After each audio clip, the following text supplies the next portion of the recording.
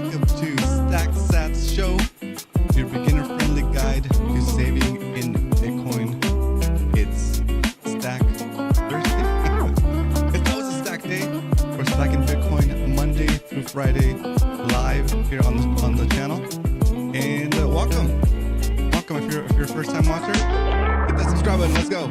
Okay, so let's jump into the beginning of the show.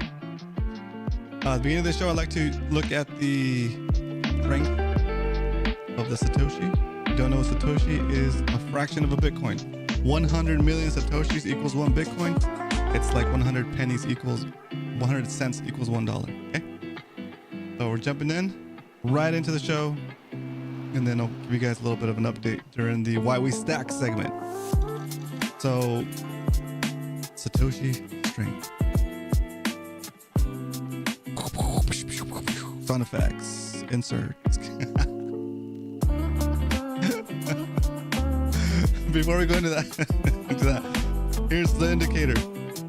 Bitcoin is currently at 26,422, and you can buy 3,784 Satoshis for $1. We have our Clark Moody Bitcoin dashboard, and you can see here SATS per dollar currently 3,782. We're keeping track of this number because it'll continue to fall as the dollar weakens. You'll be able to buy more you'll be able to buy less SATs for $1. So what's up, everybody? Welcome. Say hello. Shout out to Mr. Zach Riggs. What up, Zach? Let's go. All right. So that's the stat strength for today.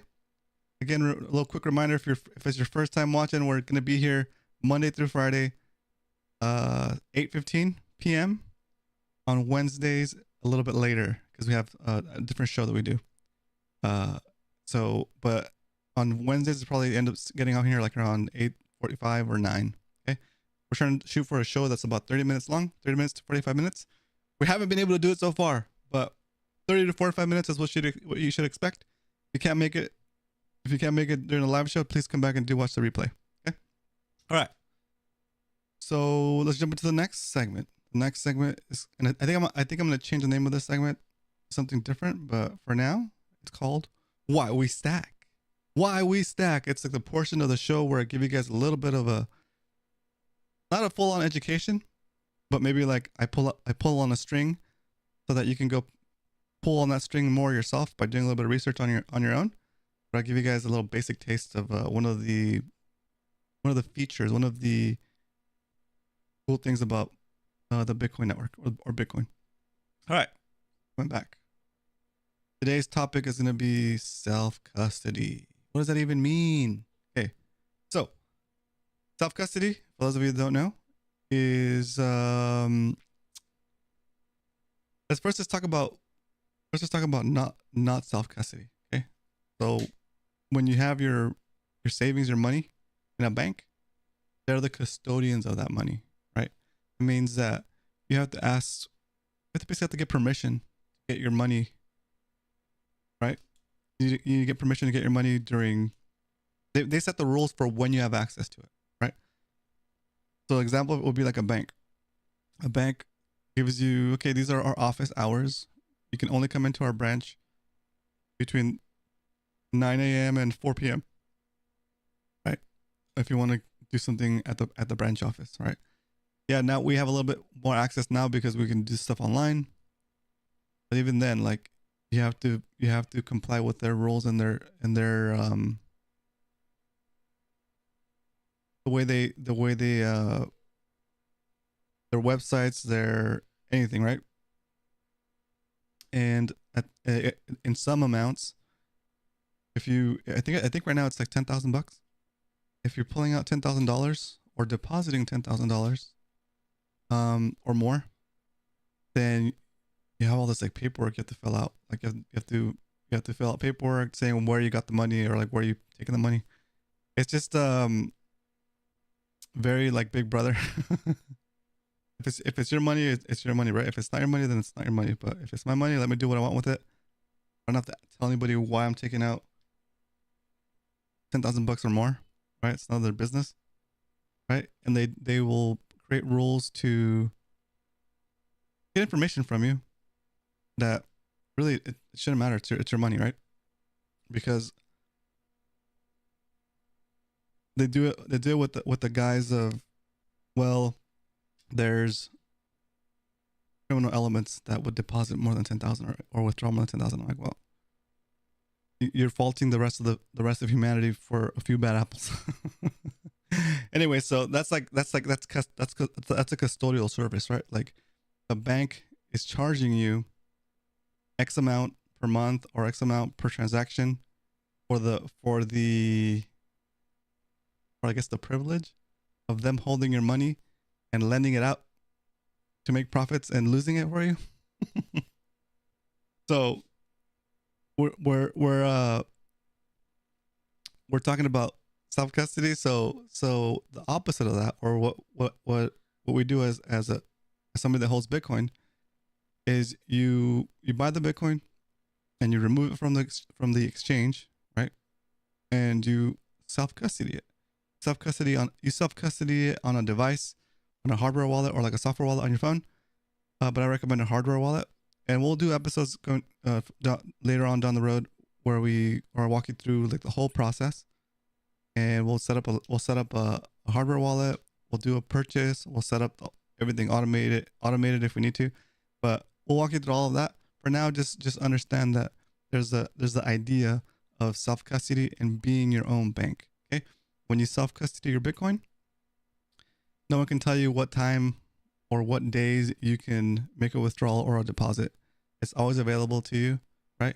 Nobody's going to charge you a convenience fee for for holding on to your money, right? But the most important part, okay, both with cash, I guess, and with Bitcoin, there's 2 points I'm thinking of right now. One point is if you have your money in the bank, your USD in a bank, they're custodying it. They can loan it out, and they can loan out 100% of it at this point, and not have your money on hand, right? Once you put your money in the bank, it's not sitting there in the bank. It's just a little line of text that says you have so much credit at that bank, and at any point they can decide to freeze it for you, keep you from withdrawing it, all that stuff, right? So keeping your Bitcoin on an exchange is almost the same, right? There's an account for you at we'll say exchange X. Okay, you go there, you sign up, you buy Bitcoin there, and you leave it on the exchange. Okay, because it's easy for you. It's convenient for you to log into your exchange where you buy your Bitcoin, look at your amount, you see the little text on the screen that says, yep, you have 0.00 something Bitcoin, or 0.1 Bitcoin, or 1 Bitcoin, or 2 Bitcoin, however much Bitcoin you have. And you got to trust that institution to hold that Bitcoin for you, right? You got to trust that institution doesn't go out of business, right?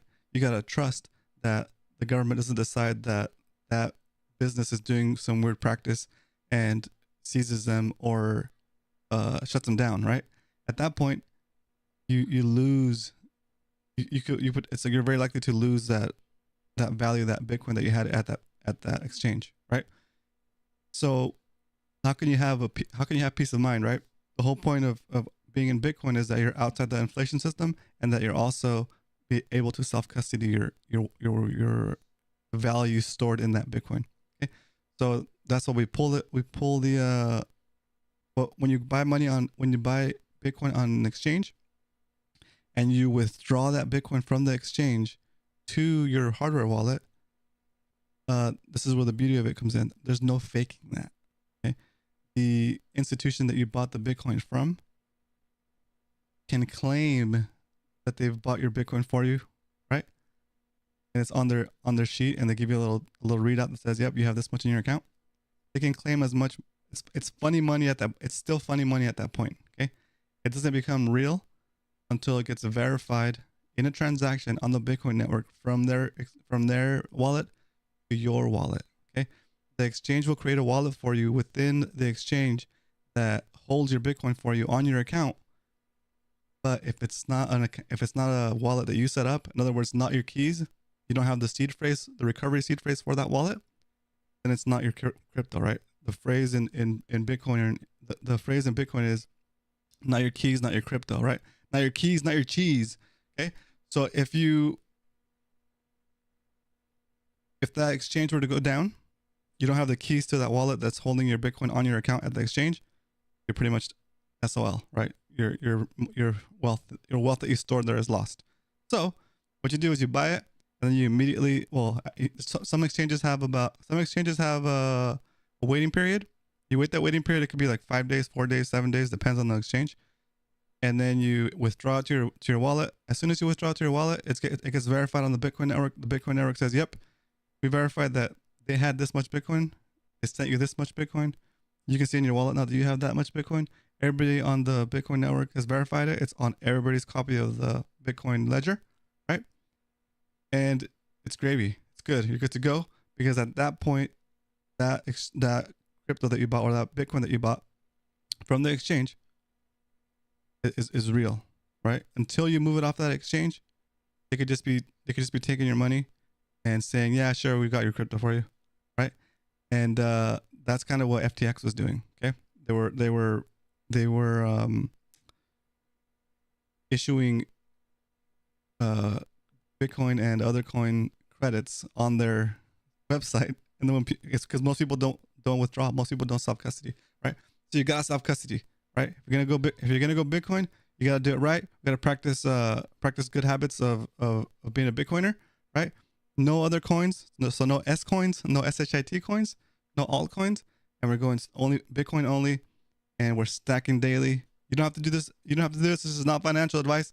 This is just an experiment for me to show you what a dollar cost average investment, I guess, strategy could do for you, right? Did you know that if you had started DCAing at the top of Bitcoin when it was like around 67,000, if you started dollar cost averaging that day, either daily, weekly, or monthly, and you did the same amount, regardless of the price, just buying the same amount, as of about a month ago, you would be in the positive. So that's the power of dollar cost averaging. And before we do the dollar cost averaging for this episode, I'm going to explain it to you guys real quick. But that is the end of the Why We Stack segment. So I hope that makes sense to everybody. And if you have any questions, put it in the chat, and I will answer your questions at the end of the show after we do the credits. I'll come back on and answer your questions. So if you're watching and you're watching the replay, you want to hear the questions, stay tuned after the credits. Otherwise, we're trying to keep this part of the show as condensed as possible, so you can just get your 30 minutes, 15-minute update. Okay. All right. Now we're going to jump into the next segment of the show, which is the stack recap. Fireworks and stuff. Woo. All right. Let's go, Zach. All right. Stack recap. We're going to recap our position so far in the show. We started the show about 3 days ago. This is episode 4. And so let's get a look at our current position, and I'll explain the strategy and update you on the spreadsheet, because I made some changes. Okay, here we go. So we're jumping into the spreadsheet. All right, here we go. So here's the strategy. Again, if you have any questions, put it in the chat, so I know that I'm not leaving you guys behind. Nice. Thanks, Zach. Thanks for the fireworks. So here's the strategy. We're doing a DCA strategy, and DCA stands for dollar cost average. It means that you pick a certain amount, and you pick a frequency, right? Of how much you pick a certain amount, how much US dollars you're gonna spend, and then how often you're gonna buy. So for the purpose of the show, we're buying Monday through Friday.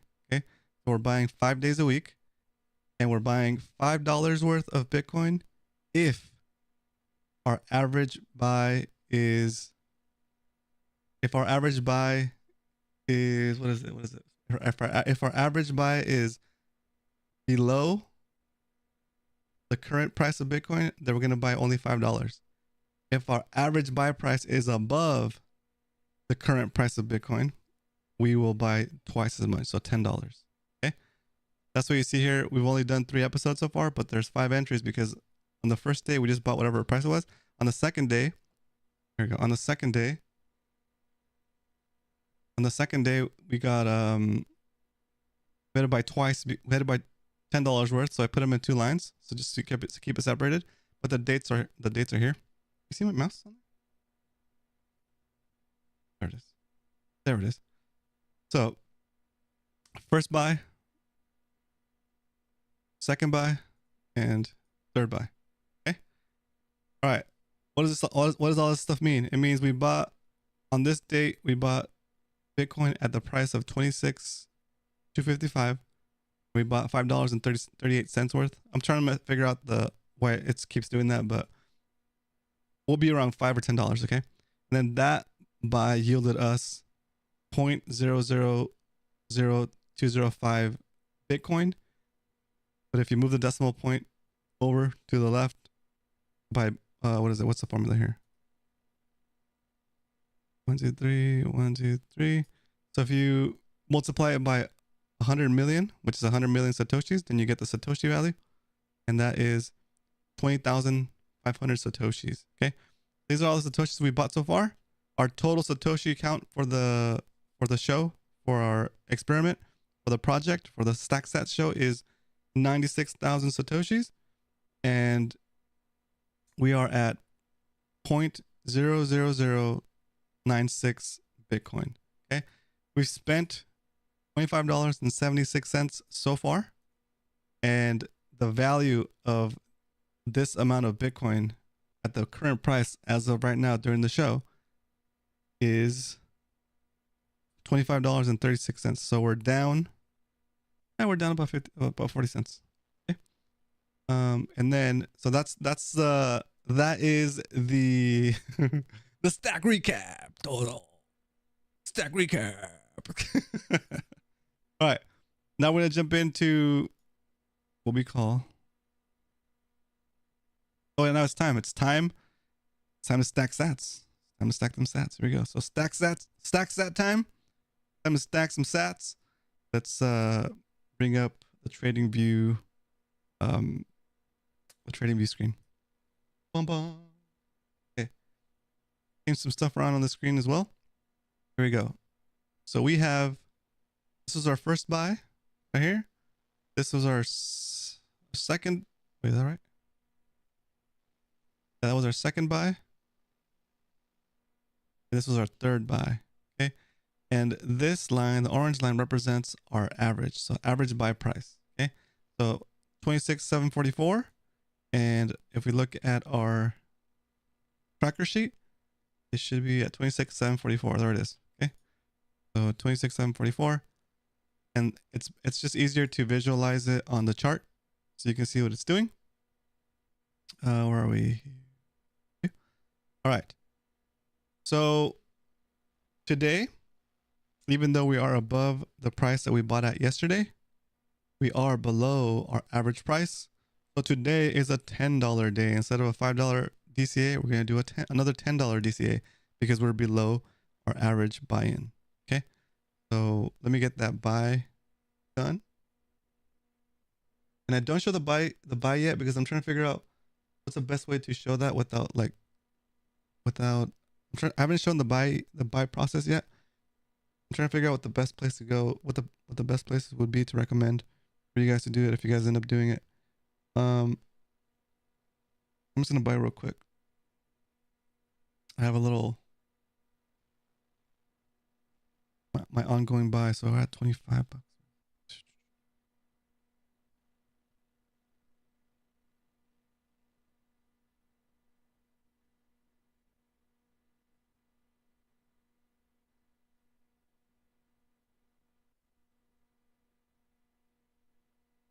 It is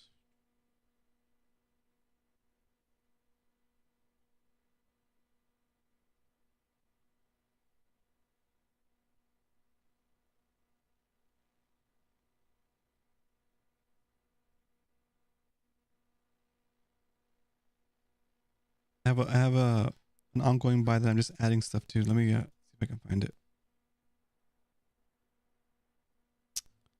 This one is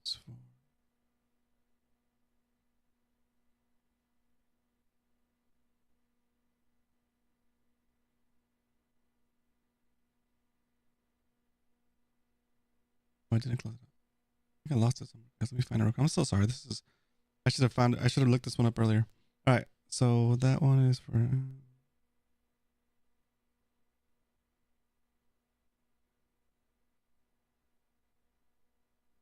there it is. Found it. Found it. Okay. Yep, here it is. I have 3 buys on this one. We're going to add another, we're going to add funds. We're going to do $10 because it's, again, because we're below our current average buy price. So we're doing double. So it's 10. 10 price.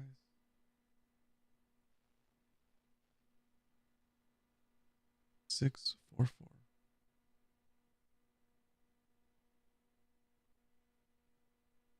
10, 1020. 1020. Okay, we bought at 26. All right, let's update the sheet before.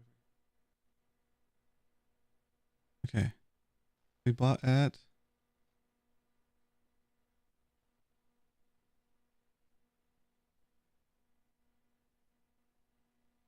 26,448. 8.99. Okay, random. 26,448.99. And we bought today, which is the 25th.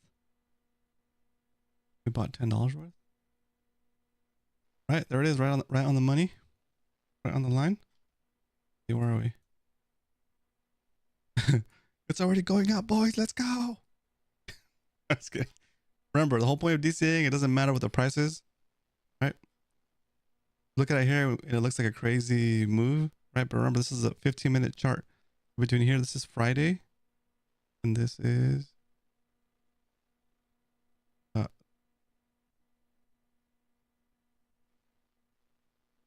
that's right.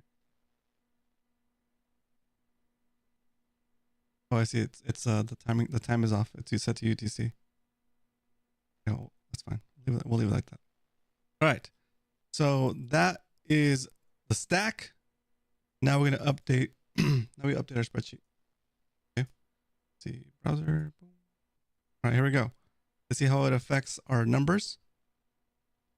I need to smooth out that process, but wait. So you're buying a certain amount based on average. I'm always gonna buy no matter what, and I'm either gonna buy $5 or $10 worth. Okay. Let me go back to that screen real quick. If our average buy, which in this case is the cost of buying here, and buying down here, averages it out to an average buy-in price of this 26,744. Okay. And the price of Bitcoin is down here. So whenever Bitcoin is below our average price, we're going to buy $10 worth instead of $5 worth. If Bitcoin goes up, anywhere above our average buy price, then we're only buying $5 worth, because at that point it's more expensive, right? And we're committing to at least buying $5 worth every time. But if our position happens to be, if Bitcoin drops a lot, then we'll be able to get more SATS per dollar when it's lower, right? So, in doing so, it kind of like lowers our average buy-in by a lot. Okay. Does that make sense, Zach? If it doesn't, I hope it makes sense. Just let me know in the chat if you're on board. If that makes sense. Okay. Come back to the browser, and we're gonna update this. Oh, cool. And this will make it easier to understand too, Zach. This part right here. I'm not an Excel. I'm not a Sheets expert, but I did stay at a Holiday Inn once. All right. So today is 5/25/23. And since we did 2 buys, we're doing 2 entries. Keep it consistent. And we bought at 26,448.99. Crazy number. I need to put a comma in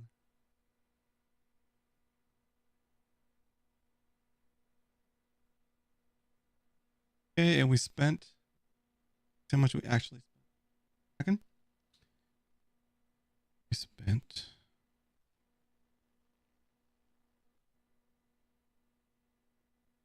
$10.05. I was gonna we'll just do $10.04. We spent $10.04, so we spent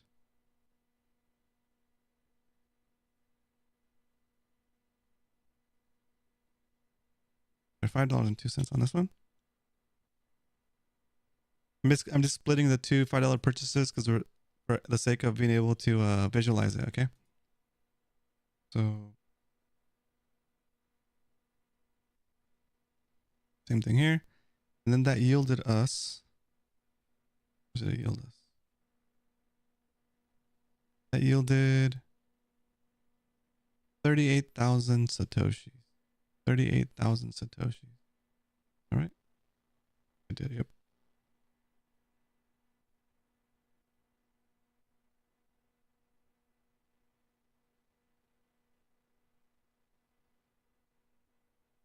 Thousand SATS.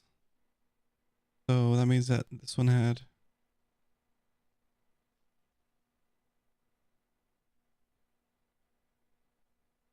0.000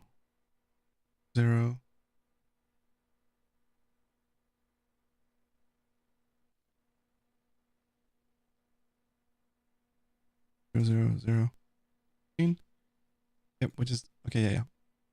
Yeah, that gives us 38. Yeah, 38,000 sats for the day. And we are in, what is this?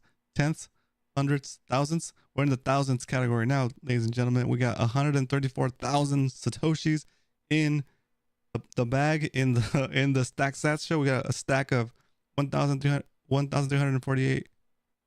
Sorry, 134,000 sats. Bringing up our value of our bag in USD. Not that it matters because it doesn't matter what the USD value is. We're in this for the long term. But the value of the Bitcoin we have in possession right now, if we were to sell it, is about $35.45. We spent $35.80. So we're actually still in the red. Okay. And it's evident by looking at the chart. Here it is. That our average is, we need to adjust the average now that we've actually put in the buys. So let's see what it looks like on the browser. We got our new average buy price. See how the average buy price got lowered because we it's gonna get lowered anyway because we bought at a lower entry. But if we had only bought $5 worth instead of 10, it would have lowered our average a little bit, but not as much as when we buy twice as much. Okay, I know you're investing a little bit more, but I don't know. It's just the spin I thought would be cool to put on the DCA plan. Okay, so let's update the chart with 26,659. Okay, so 26,659. Make a copy of it. 26.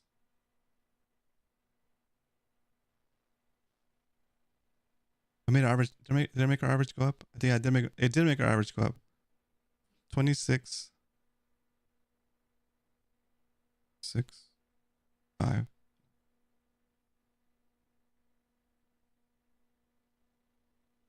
Did it?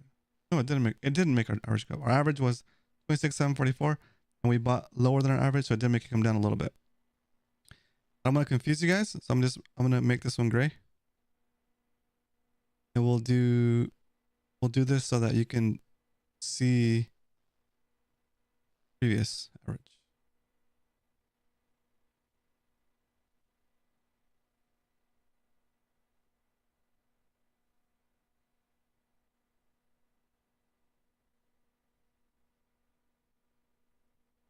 Okay, previous average and current average. So our previous average was 76,744 and it lowered our average to 26,659. It's not a big move right there, but eventually, that will If we hadn't done $10 instead of $5, then our average would be like right here, like probably like in between the two. Okay. All right. So chart is updated and spreadsheet is updated. Yep. That's the status of the show as of today. Pretty wild. Pretty wild. But there it is. We DCA'd into some more Bitcoin. And we'll be here. Actually, tomorrow is tomorrow. I'm not gonna do the show, but I'm still gonna stack. So I'll stack tomorrow the $5 or $10, and we'll recap it on Monday. Once we get back here on Monday, Tuesday, Wednesday, Thursday, Friday, we'll be back here 8:15 on most of the week, and 9 or 8:45 on Wednesdays. But we're stacking every day. Again, this is just an experiment for you guys to check out. You don't need to invest. If you do decide to invest, do your research, right? And like I said, later on, we'll be doing a demo on how to do the actual buying, the actual exporting from the exchange to your wallet, and all that good stuff. So in case you're interested in learning that, you don't have to wait for me to do that. You can also look that up yourself. But we'll be here giving you a little bit of advice on the technology. Oh, let's go, Zach. Nice. Zach, I'm telling you, it's like right now is like the best time to stack, I feel, right? Like I know I'm not supposed to do, it's not financial advice and all that stuff, right? But I almost feel like people don't, I almost feel like the status quo doesn't want people to know about this stuff. And I understand why they do it. Like they don't want people to get taken advantage of, but I'm not trying to sell you anything at this point, right? Or I'm not trying to sell you anything. I just want people to realize the benefits and the opportunity that exists for us at this point with this technology. Okay. What was the other thing I was going to show you guys? I was going to show you guys. Oh yeah, something I was trying to show yesterday, but I forgot to preload it. I'm just going to show you real quick. Yesterday we were talking about Bitcoin only, and why it's Bitcoin, not crypto. And here we go. So here's the screen of that chart I was telling you guys about. The BTC therapist put this together. It's like, it's a meme, you know, but it's pretty cool. It kind of explains my path. I'll tell you what part of the path I'm on. So I started messing around with crypto because I've heard about it from some fishing friends, and then I had an editing machine to make videos, right? A computer to make videos, and I started playing video games on it, and then I had to upgrade my graphics card to make it. It was already kind of a nice graphics card anyway, because I was doing editing, and then I started doing gaming, and then I started looking into crypto because those friends on the boat told me about it, and kind of like started exploring it, and then went down that rabbit hole, and realized that I could be mining Ethereum with my GPUs, and so I got on that train almost at the peak of the last bull market, and I was like all for mining Bitcoin and other coins and converting electricity into money, basically, right? Into profit. And it was good for a while, right? And at that point, I had no interest in Bitcoin. I was like, don't talk to me about Bitcoin. I'm all about minting. I'm all about not minting. I'm all about mining and just turning electricity into coins, right? And then the market started coming down. I started to, before the market started coming down, I started looking more into other coins, and eventually found like Bitcoin and the truth, I guess you could say. I got my eyes opened. And realized, dang, this is super cool. Realized that other coins are actually, you know, just kind of like gambling. So I discovered Bitcoin, right? Am I on the screen? There we go. Discover Bitcoin, and then I start to do my own research, right? I start to watch all of the Bitcoin videos I could find. I discover Robert Breedlove's interviews with Michael Saylor, and dude, my eyes just went full send into that. And as I'm self-educating, and in this chart, this makes perfect sense. As I'm self-educating, I'm starting to buy Bitcoin. I'm starting to convert my my mining profits over here that I was doing when I discovered crypto. I started to convert my mining profits into Bitcoin, and then I set myself a goal to like attain a full to become a whole coiner. Uh, and I don't know. I think for me, this whole section right here just kind of mixes together because as I'm learning it, I'm excited about it, and I want to help. I feel like it's a great technology. I feel it's like a great opportunity for us to get out of this inflationary system and preserve your wealth. So as I'm doing all of these four together, right? I'm doing all these four together. I feel like I'm somewhere like right here. Like I'm not a Bitcoin. I guess I am a Bitcoin maxi, but I'm not. I don't feel like a fully fledged Bitcoin maxi, even though I do only hold Bitcoin. I have some old bags of coins that I got stuck in when I was doing this stuff during the bull run last a couple years ago. And so I'm definitely hardened by the bear market. This is my first bear market where Bitcoin just kind of goes down, everything goes down, and I'm holding on to my stuff because I believe it's going to come back up, especially after the halving, or as we get closer to the halving towards the end of the year, next year. But anyway, so I feel like I'm stuck in this. I feel like I'm in this little loop here where I'm accumulating, right? And it's a great time to accumulate because the price is overall low relative to its potential. Like if you think of it as an investment opportunity, you have a lopsided the risk is much less than the reward option. So it's not a 50-50. It's like it's way better than that, right? Okay. And part of this show, part of my attempts to make this channel was like me starting to dabble in teaching Bitcoin, right?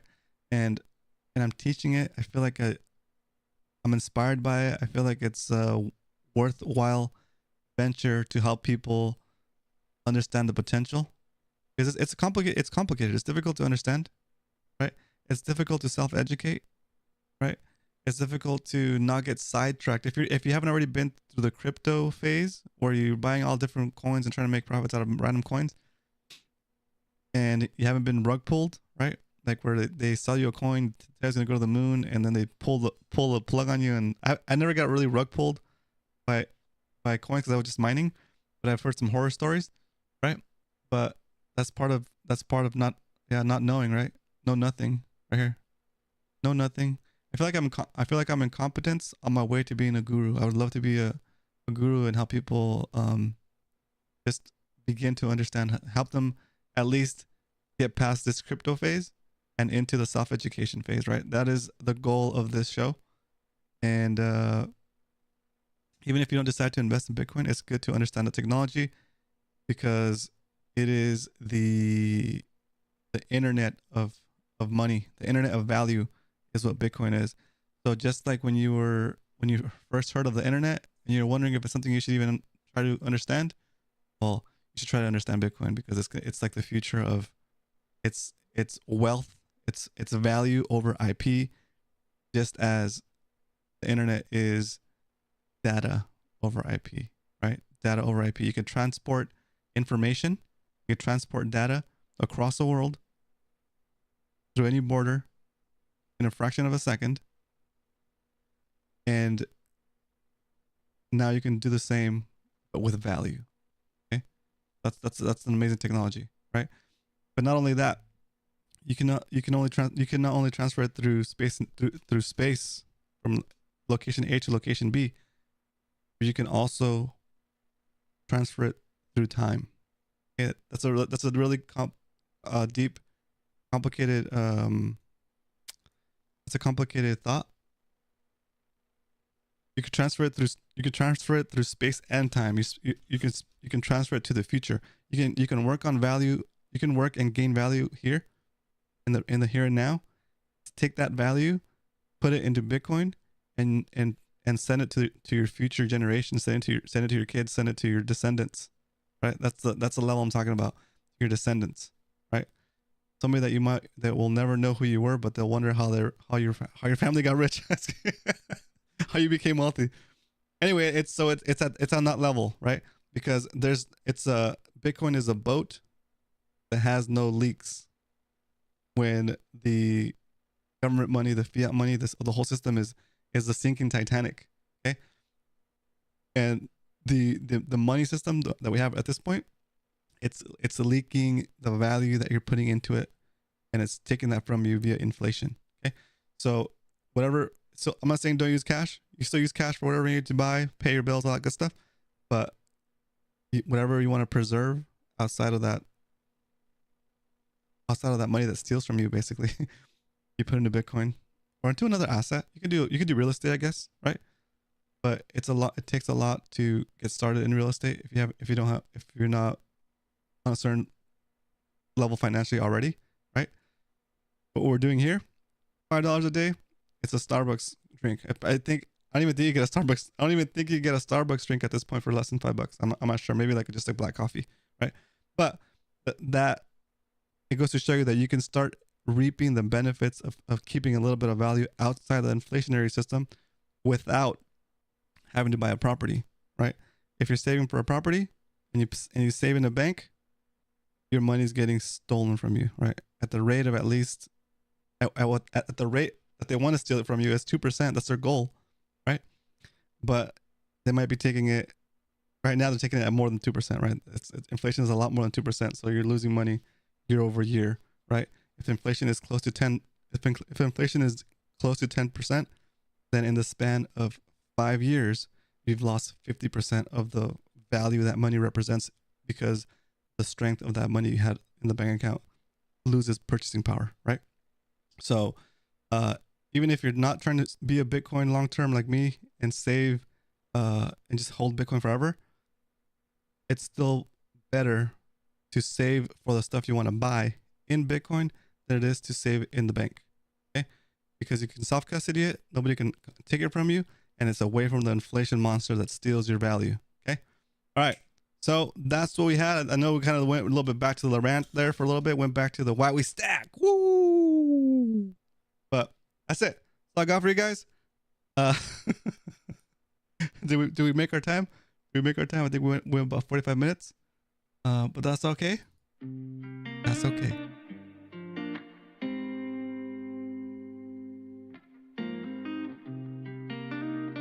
It is going. It is going. All right. Need a faster song. Yeah. I guess I was a little too ranty for that. For the pitch of for the tone of this song. But yeah. Okay. So that concludes the episode. I'm gonna jump into the. Oh yeah. That's right. Here we go. Wait for this, Zach.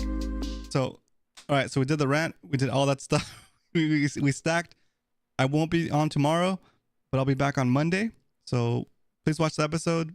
Share with your friends that might be interested in Bitcoin, and I'll just keep presenting little bits of knowledge as we go through.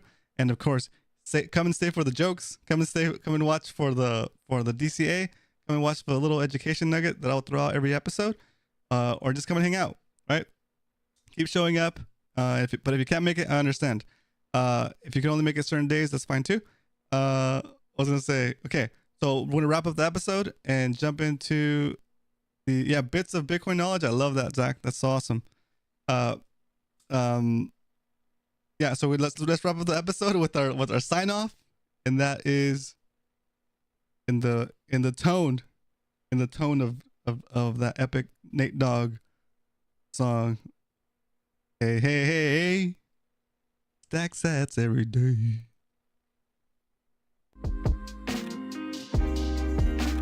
Woo. I like that bits of Bitcoin knowledge. Bit of knowledge. Bit of Bitcoin. That's a good one, Zach. I can mess with that.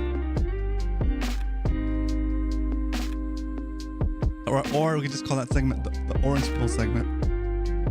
The why we stack, called the orange pill. I'll just take the orange pill or drop in the orange pill. Yeah, crazy. All right, dude, that was cool. That was I should have done that path to Bitcoin maximalism last episode, so I'm glad I got it in. There's so much stuff that I'm learning every day about Bitcoin that I have a bunch of ideas bouncing around in my head, and I feel like I need to share those. And I understand a lot of people don't have that amount of time to be able to dedicate to watching a podcast in the background while you work or doing that kind of stuff.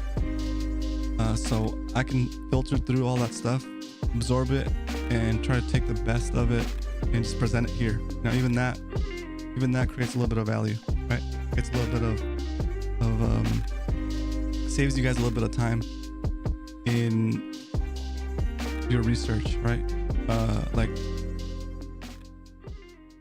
just trying to help somebody avoid that beginner mistake of like getting into other cryptos or getting into crypto is could potentially save somebody a ton of money, right? Just having an overall bad experience and then not being interested in Bitcoin at all and missing out on the opportunities that Bitcoin can give you, right? So with that, hope you guys enjoyed the episode. I don't see any other questions, so we're gonna wrap this baby up, and we'll see you guys on Monday. You guys have a great weekend, and remember it's Memorial Day.